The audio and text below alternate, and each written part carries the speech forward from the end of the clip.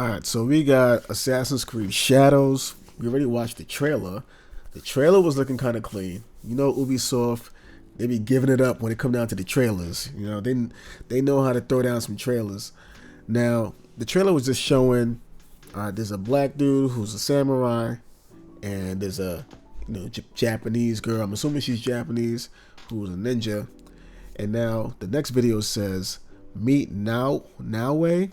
Like, I already heard her name. I heard her name already. Naoe, that's how you pronounce it. And Yasuke. Now, I don't know if you pronounce it Yasuke or Yasuke. I always pronounce it Yasuke. But in my previous video, I mentioned the name, and I was so stupid. The name was right here. I didn't even read it. They are going off of that story of the black supposed samurai who happened to fall into Japan. Like, I guess he got brought into Japan somehow, and it's like based off a true story, or at least that's what I guess legend has it. I mean, this is a story that's been told for centuries now, and it was a black samurai. There's not much information about him, and I guess that's what's perfect about him, because for this game they can take that and create their own story as to what he was doing over there. So let's see who these people are. Let's see who they are in this world.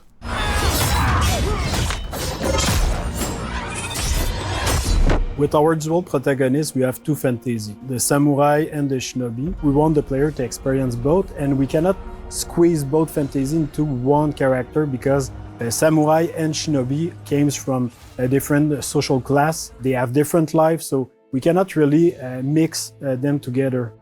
The historical character of Yasuke presented a really exciting opportunity for the narrative team. We approached it in the same way that so much of the work is done in Assassin's Creed, which is really in terms of research and history first. Not a lot is known about him, but what we did know, or we do know, is that he arrived in Japan in 1579, right when our game starts, and that he had relationships with some of the most interesting people in our setting, like Oda Nobunaga, the Portuguese, and Jesuits.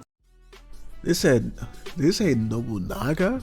They said Oda Nobunaga? Isn't that the same guy from Dynasty Warriors? Yo, they about to send me down a rabbit hole. I'm about to be doing mad research on everything that was happening in whatever year they just said.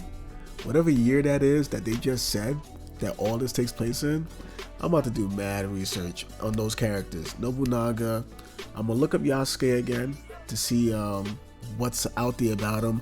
I'm about to get immersed. Which made it very sort of tantalizing and enticing from a narrative perspective to come in and start weaving these facts with story in between.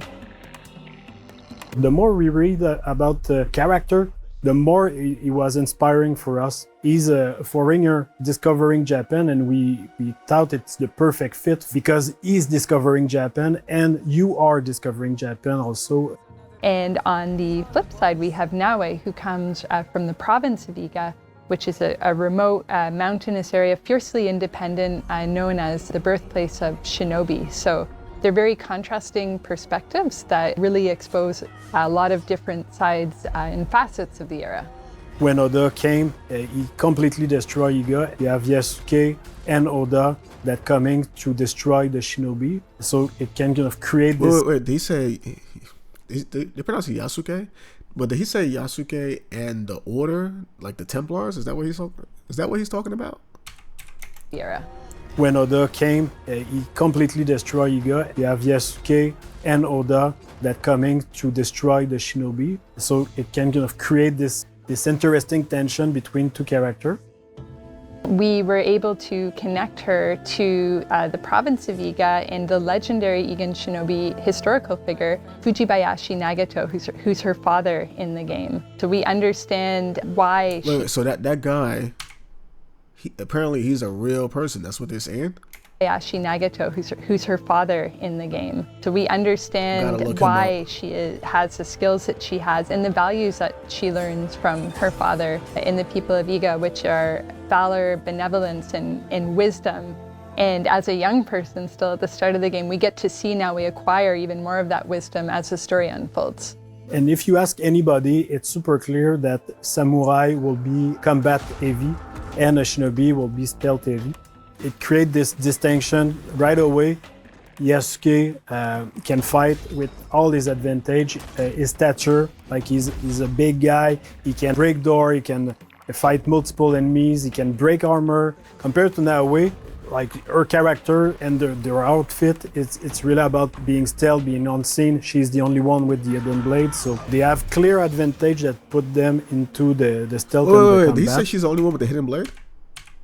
Her outfit, it's really about being stealth, being unseen. She's the only one with the hidden blade, so they have... I'm not gonna his accent. His accent is strong. He said she's the only one with the hidden blade. So that means so from what it sounds like, from what I heard so far, it sounds like Yasuke. I like saying Yasuke. I don't know why Yasuke it just feels better to say than Yasuke. Yasuke. I don't know which one sounds better, but they're saying Yasuke. I don't know, but I'll say it the way they say it. Yasuke. He is coming to her town, right? He's coming to Naoe's town with the order. That's what he said, the order. I'm assuming the order is the Templar order, which is, you know, the Assassins versus the Templar in Assassin's Creed. That's what started this whole thing. So I guess he started off being part of the Templars, which I guess is a samurai unit. How did he get enrolled in that? Maybe they're gonna play around with how the legend has it for the real Yasuke, but maybe he gets enrolled in that. Maybe he realizes, hey, this is not actually what I thought this was gonna be. I don't really like what they are fighting for. This seems a little evil. That's not me. And maybe when he meets her, maybe he changes things. I don't know. Or maybe they reject him eventually because he's a black guy. He's not Japanese, and they try to get rid of him, and then he turns on. I don't know. It seems like he's a Templar at first.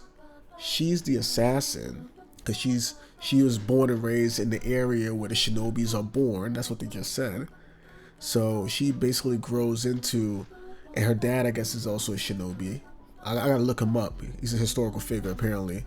And she's the assassin with the hidden blade, and Yasuke doesn't get the hidden blade, but they team up. But he says we're in the shadows. But he doesn't use a hidden blade, so he's not being stealthy though, right? I'm curious about this gameplay now. I'm curious as to how does this work? Do you just switch back and forth between them, like you did in Syndicate, or is it gonna be like with some GTA where you switch back and forth like in GTA 5? Clear advantage that put them into the stealth and the combat, even if they can do a bit of both. They're a really great pair together because on one side we have Naoe, who's very intense and passionate and determined woman who is very set on her goals. She's kind of got her heart on her sleeve and she'll say what she feels in the heat of the moment. And this intensity that she brings as a shinobi, but that she also brings to her relationship. And this balances very well with Yasuke, who is sort of a thoughtful, level head to Naoe's fiery passion. We really thought about somebody like Yasuke historically who was able to come to Japan and have the life that he did there, to enter service for Oda Nobunaga and achieve all of the things that he did. Like, what kind of person would go through all of this? So our Yasuke is very intelligent, thoughtful, and respectful of this culture that he encounters, and that makes him a very nice sort of counterpart to Naoe. He's a bit mysterious as well, and that's something we get to see unfold as the game progresses. Okay. What was that? Did y'all see that? What was that? Oh, okay. I was trying to see, like, what was that? That was just her. Okay. Alright. So I mean, I like this. You know why I like this? I like this because it feels like Assassin's Creed is going back to their roots a little bit. When I say their roots, I mean about the historical figures. Because in Valhalla, I mean, yeah, they had figures that people know about, like Thor. But Thor is more of like a mythology. I mean, I don't know how real if there was actually really a Thor. Was there in real life? Maybe. but I doubt he was shooting lightning out of him, out of a hammer. You know what I mean? So Valhalla kind of took a very mystical, like the Avengers kind of Marvel route, kind of just switched over, went somewhere else with it. And when I first fell in love with Assassin's Creed, it was because we was going to historical sites, we was interacting with historical figures, and we was basically taking real history and just throwing a fictional character in the mix of that and having him go through events that could have potentially spark basically what ended up happening in history. Like when certain people got assassinated, it's like, all right, well, this could have been the person we're playing as the person who assassinated him, possibly. You know what I mean? So that was always cool. It's kind of like we're playing around with history. It's like historical fiction in a sense, history and then fiction mixed in, and that was fire to me. And this feels like we're going back down that path. And now we're dealing with the Japanese, like the Nobunaga and all that. That is fire, because I used to play the hell out of Dynasty Warriors. I used to go heavy in that game, bro. I used to play with like Nobunaga and I can't remember the rest of their names, like, Dynasty Warriors, Samurai Warriors. I used to play that game heavy. That's the only reason why I know who Nobunaga is. So now it got me hyped to like go back on Wikipedia, search these names up for these characters, find out historical stuff about them. I'm about to go on a YouTube binge. Like, I'm about to be binging on YouTube on all this historical stuff. And by the time this game comes out in November, I'm going to be immersed. I'm going to be all in. I already see it. And also I'm going to re-look into the whole Yasuke, and just find out as much information as I can and see what they actually put in the game when the game comes out based on what's actually known about him. So I'm excited. It's been a minute since I've been excited for a Ubisoft game. I'll say that. I mean, the last game I was excited for was Valhalla, and like I said, Valhalla lost me somewhere in the middle of that, but I'm willing to give it another shot. I do want to get back into it sometime this year. And all the other Ubisoft games I didn't really get into, like the Pandora. It's not called Pandora. Avatar. I didn't get into that game. I haven't been into the Far Cry games lately. Skull and Bones, yeah. So I'm excited, man. This looks good, and I want to see what gameplay looks like. And honestly, even if I don't see gameplay, I'm still excited. I don't think they can really, as long as they can piggyback off of Valhalla's gameplay, because the gameplay for Valhalla was pretty dope. The way I'm looking at it, if Yasuke gives off that fighting energy like Eivor, and if Naoe can give off the parkour and fighting energy as like, I think it's Arno? Is it Arno? I think it's Arno from Assassin's Creed Unity. I could be saying his name wrong, but I think his name is Arno. Basically, Yasuke fights like Eivor, Naoe fights like Arno, or moves like Arno, because in Unity, the parkour in Unity was up there, bro. The parkour was up there in Unity. It was so smooth. I loved moving around in Unity. But let me get that, and I don't think they can really go wrong. And if the story is fire, and if I can get immersed in what really happened, and that actually connects with the game, like if I could do my history on what truly happened with those historical figures and see things that happen in the game is similar to like things that would happen in the real history, that'll be fire, bro. This could be, I don't know about game of the year, but then again, what games do we even have to compare it to for this year? Who knows? It could be game of the year. Who knows, man? I know people have been giving Ubisoft crap, but with Assassin's Creed, I mean, they don't miss that often. Odyssey was great. Origins was great.